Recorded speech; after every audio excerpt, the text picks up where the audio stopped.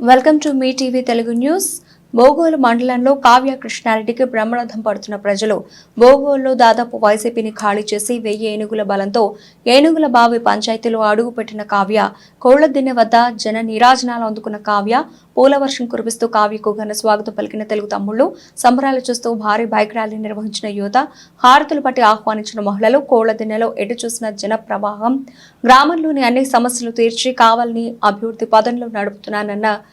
ఎమ్మెల్యేగా తనను ఎంపీగా వేమిరెడ్డి ప్రభాకర్ రెడ్డిలను గెలిపించాలని విజ్ఞప్తి చేసిన కావ్య